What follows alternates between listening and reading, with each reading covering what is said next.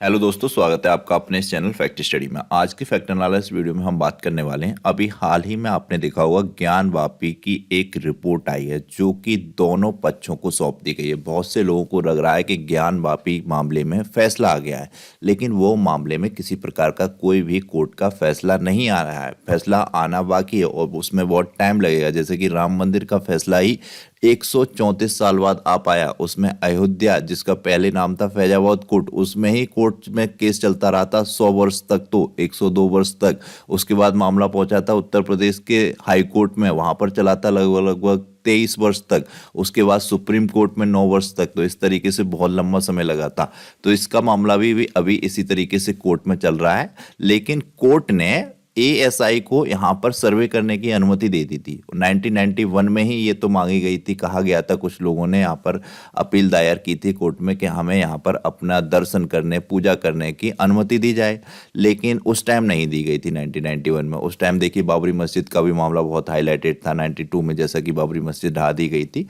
तो लेकिन उस टाइम नहीं दी गई थी। लेकिन फिर से 2021 में कुछ लोगों ने, 5 महिलाओं ने विशेष तौर पर अनुमति मांगी। 17 अगस्त 2021 में वाराणसी की ही 5 महिलाओं ने, राखी सिंह, लक्ष्मी देवी, मंजू व्यास, सीता साहू ने और रेखा पाठक ने, वाराणसी सत्र न्यायालय में एक याचिका दायर कर कहा कि हमें ये हमारा मंदिर था, हमें इसमें दर्शन करने का, भगवान की पूजा करने की अनुमति दी जाए। तो इस पर कोर्ट ने मामले में सुनवाई की और कहा कि इस पर पहले जांच की जाएगी, यहाँ पर मंदिर था या नहीं था, उसके बाद आपको इसकी अनुमति प्रदान की जाएगी। इस तरीके से मामला ये विशेष तौर पर शुरू हुआ और 2021 से ही हाईलाइटेड है। 2022 में यहाँ पर बताया जाता है अनुमति मिल भी गई इनको, और 2023 में फिर मामला चलता रहा और 24 में इस तरीके से एएसआई ने एक बहुत लंबी 839 पेजों की एक रिपोर्ट तैयार करके कोर्ट को दी। फिर कोर्ट ने दोनों पक्षों को दी। जैसा कि बड़े बड़े सभी न्यूज़पेपर में, हिंदुस्तान टाइम, प्रिंट, इन सब में इसी से संबंधित आर्टिकल छपे हैं।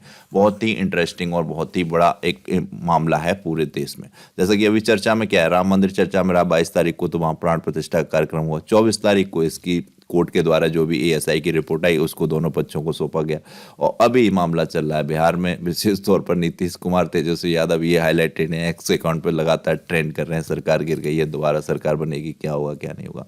लेकिन आज की वीडियो में हम ज्ञान वापी पे बात करते हैं और एएसआई पर भी बात करेंगे। एएसआई क्या है, कब इसकी स्थापना हुई, इससे अक्सर कर क्वेश्चन एग्जाम में बनते रहते हैं। तो वीडियो को ध्यान से देखिएगा। जैसा कि हमने फर्स्ट स्लाइड में ऐड किया है, ज्ञान वापी मस्जिद, जिसे कभी कभी आलमगीर मस्जिद भी कहा जाता था। पूछ लिया जाएगा ज्ञान वापी का पूर्व में नाम क्या था, तो आलमगीर मस्जिद वाराणसी में स्थित है, ये भी ध्यान रखना है। और यह मस्जिद काशी विश्वनाथ मंदिर से सटी हुई है। काशी विश्वनाथ मंदिर, जिसको विशेष तौर पर अहिल्याबाई होलकर के द्वारा विशेष तौर पर दोबारा से जीर्णोद्धार या पुनरुद्धार करवाया गया था, उनके बारे में भी बात करेंगे।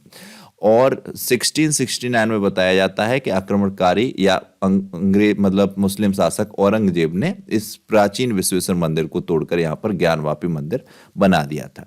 अब इसके पीछे भी काफ़ी एक इंटरेस्टिंग फैक्ट मिले मैंने जब इन सभी आर्टिकल में पढ़ा बड़े बड़े न्यूज़पेपर में, तो बताया गया एक बुक है विश्वेश्वर पांडे जी की। उस बुक में इसके पीछे भी तर्क दिया गया है, तो इन्होंने इस मस्जिद को क्यों तुड़वाया था, तो उसके बारे में भी बात करेंगे। तो ज्ञानवापी एक संस्कृत शब्द है, ये भी ध्यान रखना है, और इसका अर्थ होता है ज्ञान का कुआं। तो ये ध्यान रखें, आप पूछा जा सकता है ज्ञानवापी का अर्थ क्या होता है, तो ये होता है ज्ञान का कुआं। 1991 में इस मस्जिद को हटाकर मंदिर बनाने की कालूंडी लड़ाई चल रही है। कब से चल रही है? 1991 से, मैंने आपको बताया था। यहाँ पर हमने ऐड किया है 4वीं और 5वीं शताब्दी के बीच चंद्रगुप्त द्वितीय, जिन्हें विक्रमादित्य जी के नाम से भी जाना जाता है। आप सभी जानते होंगे, बहुत ही महान शासक रहे हैं चंद्रगुप्त विक्रमादित्य। इनका नाम आप सभी ने जरूर पढ़ा होगा। तो इनके द्वारा ही गुप्त साम्राज्य के दौरान काशी विश्वनाथ मंदिर का निर्माण करवाया गया था। इसका वर्णन भी मिलता है चीनी यात्री हुएनसांग की पुस्तक में 635 ईस्वी में। इन्होंने वर्णन किया है कि यहाँ पर वाराणसी में काशी विश्वनाथ मंदिर था।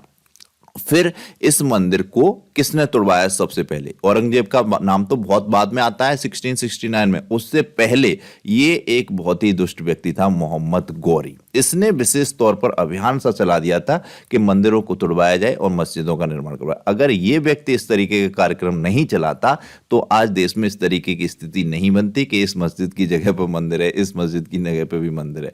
1194 से 1197 तक विशेष तौर पर मोहम्मद गौरी ने आदेश जारी किए थे कि इन मंदिरों को सभी को हटाकर यहाँ पर विशेष तौर पर मस्जिदों का निर्माण कराया जाए। तो ये दुष्ट व्यक्ति एक मक्कार था बहुत ज़्यादा, इसने बहुत से मंदिरों को क्षति पहुंचाई थी। ये अगर ऐसा नहीं करता तो इतिहास में इस तरीके के मामले नहीं बनते। तो फिर जब औरंगजेब की बात आती है तो औरंगजेब का मामला तो इस तरीके का आता है, मैंने अभी बताया था आपको, विश्वेश्वर पांडे की पुस्तक में इस तरीके का वर्णन है कि ये मंदिरों को इस तरीके से नहीं तोड़वाता था, ये इसका ऐसा कुछ पक्ष नहीं था। लेकिन ये जब काशी के दौरे पर ही था, मुस्लिम शासक था उस टाइम, राजा था, तो उस टाइम इसके पास एक खबर आई कि इसी मंदिर में जब मतलब गंगा स्नान के लिए एक राज्य की रानी, विशेष तौर पर हिंदू राजा की ही रानी थी, वो स्नान करने के लिए आई। तो वहां पर काशी में विशेष तौर पर पंडे होते हैं, पंडे रहते हैं, आप शायद जानते हो नहीं जानते हो। उन पंडों ने उन्हीं रानी को मंदिर में ले जाकर उनके साथ किसी प्रकार के कुछ गलत काम किए, दुराचार किए। तो ये खबर जब पहुंची किसके पास, औरंगजेब के पास, तो औरंगजेब ने कहा कि ये स्थान मंदिर कैसे हो सकता है, भगवान का घर कैसे हो सकता है, इसमें इस तरीके का गलत काम किसी भी महिला के साथ कैसे हो सकता है। तो उसने ये तर्क देते हुए मस्जिद को तोड़वा दिया। हो सकता है उसने अपने लोगों को खुश करने के लिए किया हो, उसको एक वजह मिल गई हो। लेकिन फिर उन महिलाओं ने कहा कि विशेष तौर पर कि इसमें मंदिर की क्या गलती है, इसमें हमारे भगवान की क्या गलती है, उनका घर मत तोड़वाओ, उनका घर मत तोड़ो, जो गलती है पंडे की उसको सजा दो। लेकिन उस तब तक मस्जिद को मंदिर को विशेष तौर पर तोड़ने का आदेश दे चुका था। तो उसने फिर माना नहीं और तोड़वा दिया। ये वर्णन है उस पुस्तक में, मैं उस पुस्तक का जो आर्टिकल है उसको आपको बता रहा हूँ। तो ये इसकी तर्क था उस टाइम का, ये जो इसने कहा था। तो इस तरीके का मामला भी मुझे इंटरेस्टिंग लगा तो मैंने आपको बताया। फिर जो अपना काशी विश्वनाथ मंदिर है जिसे चंद्रगुप्त विक्रमादित्य द्वितीय ने बनवाया था, इसको फिर नष्ट किसने करवा दिया था, मोहम्मद गौरी ने सबसे पहले। फिर एक बार जीर्णोद्धार या इस मंदिर को बहुत अच्छे तरीके से बनवाया रानी अहिल्याबाई होलकर ने। इनका भी नाम आपको ध्यान रखना है, रानी अहिल्याबाई होलकर। विशेष तौर पर काशी विश्वनाथ मंदिर का जब जब जिक्र आएगा तो इनका भी जिक्र आएगा। इन्होंने अपने देश में बहुत ही अच्छे काम करवाए, जगह जगह प्याऊ लगवाई थी, जगह जगह मंदिरों का निर्माण करवाया था, धर्मशाला बनवाई थी। अभी जून 2023 में ही महाराष्ट्र में, विशेष तौर पर इनका जन्म जो है महाराष्ट्र में बताया जाता है, महारानी अहिल्याबाई होलकर का। तब एक वहां पर नगर था अहमदनगर। जब एकनाथ शिंदे मुख्यमंत्री बने तो उन्होंने सबसे पहले काम किया, अहमदनगर को नाम बदलकर अहिल्याबाई नगर या अहिल्या नगर कर दिया था। तो ये भी ध्यान रखना है, काफी इंपॉर्टेंट है, आपको एग्जाम्स में मिल सकता है। फिर अगली स्लाइड में यही हमने ऐड किया है कि 17 अगस्त 2021 को पुनः इसका मामला शुरू हुआ था। 5 महिलाओं ने याचिका दायर की थी। उन्होंने कहा था कि हमें इस मंदिर में दर्शन करने की अनुमति दी जाए। तो कोर्ट ने फिर इसको पर सुनवाई करने का काम शुरू किया। 2022 में फैसला सुनाया और फिर जाके इन्होंने एक एएसआई को आदेश दिया कि यहाँ पर देखा जाए ज्ञानवापी मस्जिद में क्या मंदिर की साक्ष्य हैं या नहीं है। तो ये मामला चलता रहा और 2024 में आके एएसआई की रिपोर्ट आ गई और उसको कोर्ट के द्वारा दोनों पक्षों को सौंप दिया गया है। तो यह ध्यान रखना। अभी यहाँ पर एक वजू स्थल पर और मामला चल रहा है। अभी कहना है हिंदू पक्ष का इसकी जांच और करवाई जाए। एएसआई अभी यहाँ पर जांच नहीं कर पाया है, कुछ विशेष कारणों की वजह से, कुछ ऐसे अधिनियम हैं जिनकी वजह से। लेकिन यहाँ पर कहना है कि यहाँ पर एक 100 फीट की शिवलिंग मिलेगी, 100 फीट की शिवलिंग है यहाँ पर। तो इससे पूर्ण रूप से सिद्ध हो जाएगा कि यहाँ पर मंदिर ही था। तो अभी कोर्ट ने इस वजू स्थल पर पाबंदी लगा दी है, लोगों का आना जाना बंद कर दिया है। हो सकता है आने वाले समय में यहाँ पर भी कोर्ट एएसआई को परमिशन दे कि इसकी भी जांच की जाए कि यहाँ पर शिवलिंग है या नहीं है। वजू एक ऐसी जगह होती है, विशेष तौर पर आप सभी को मालूम होगा, मुस्लिम समुदाय में नमाज पढ़ने से ठीक पहले वो अपने कुछ हाथ पैर धोते हैं, वो वजू कहलाता है। इस तरीके का मामला होता है।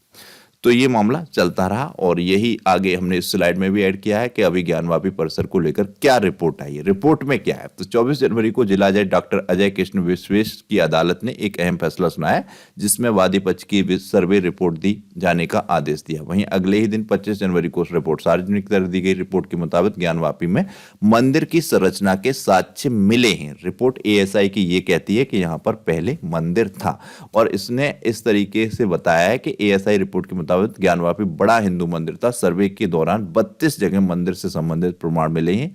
पक्षकारों ने जो सर्वे रिपोर्ट दी है वह 839 पेज की है। पश्चिमी दीवार हिंदू मंदिर का हिस्सा बताया गया है, इसे आसानी से पहचाना जा सकता है। एएसआई का कहना है जो स्तंभ मिले हैं वो हिंदू मंदिर के हैं। इसमें एएसआई की रिपोर्ट कहती है कि जो स्तंभ हैं उन पर ही मुस्लिमों ने अपने आकृति बना दी है या उनको ही इस तरीके से डेवलप कर दिया है कि वो मस्जिद की लगे। अगर आप उसके अंदर जाएंगे देखेंगे तो वो हिंदू मंदिर वाले स्तंभ हैं और 32 ऐसे प्रमाण हैं जो सिद्ध करते हैं यहाँ पर मंदिर था और उसको दोबारा इस्तेमाल किया गया मस्जिद बनाकर। देवनागरी ग्रंथ, तेलुगु, कन्नड़ भाषा में लिखे हुए शिलालेख मिले हैं यहाँ पर, जो कि विशेष तौर पर बताते हैं कि यहाँ पर मंदिर था। और विशेष तौर पर जनार्दन, रुद्र और विश्वेश्वर के शिलालेख भी प्राप्त हुए हैं। ये तीनों ही पर्यायवाची भगवान शिव के नाम के हैं, जनार्दन, रुद्र और विश्वेश्वर। ये आपको ध्यान रखने हैं, विशेष तौर पर भगवान शिव के पर्यायवाची हैं। इनके भी शिलालेख प्राप्त हुए हैं। एक जगह है जहां पर महामुक्ति मंडप लिखा है।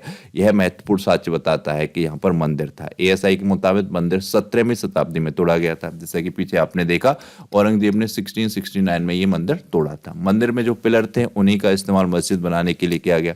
तहखाने में हिंदू देवी देवताओं की मूर्तियां मिली हैं, ये बताया गया है। अयोध्या की तरह ही मस्जिद से पहले यहाँ पर मंदिर का स्ट्रक्चर था। ये पूर्ण रूप से कहती है एएसआई की रिपोर्ट। इससे जो हमारा हिंदू पक्ष है वो विशेष तौर पर खुश है कि यहाँ पर मंदिर था।